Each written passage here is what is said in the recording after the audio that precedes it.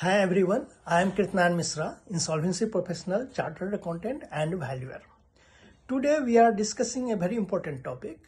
Why do more than 50% of the insolvency cases in India end in liquidation instead of successful resolution? Even after 9 years of IBC, liquidation remains a final outcome of majority of the companies.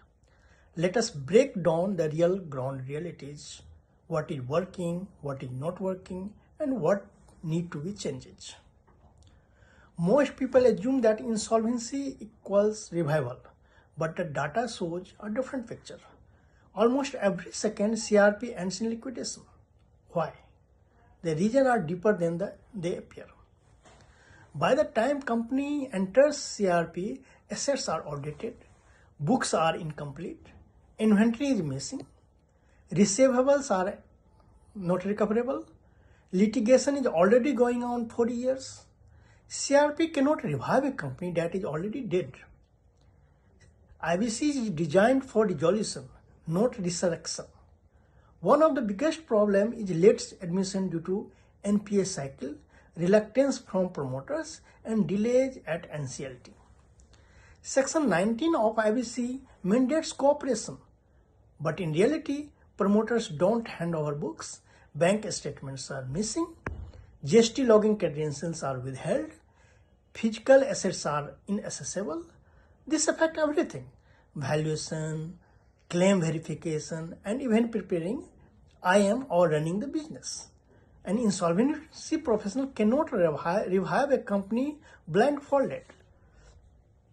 In many cases, companies have obsolete machinery, poor brand value, rural or remote assets, environmental issues, legal dispute on land.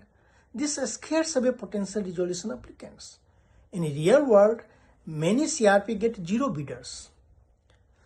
IBC introduced a 330 days timeline, but on the ground, cases take months to admit, years for avoidance applications, repeated adjournments, delayed approval for resolution plans. Justice delayed is value destroyed, and liquidation become the default outcome. Even after Supreme Court's ruling in Ghanshyam Misra, many government departments raise inflated claims, attach assets, ignore moratorium, delays approval like pollution clearance or electricity NOC. This creates huge hurdles for revivals. For example, a manufacturing company I handled, let's call a company X. By the time CIRP started, 3 years of financials were missing. Inventory were overstated. 23 litigations were pending. Machinery was 25 years old.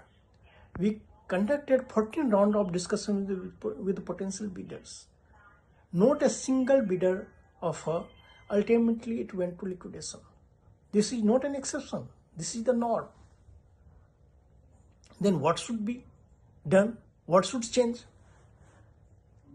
To reduce the liquidation, India needs faster NCLT admissions, digital access to data for RPs, mandatory early warning triggers for stressed companies, government claim standardization, better real estate insolvency framework, promoter accountability and reforms, faster disposal for avoidance applications. IBC 2025 reform must focus on all these things.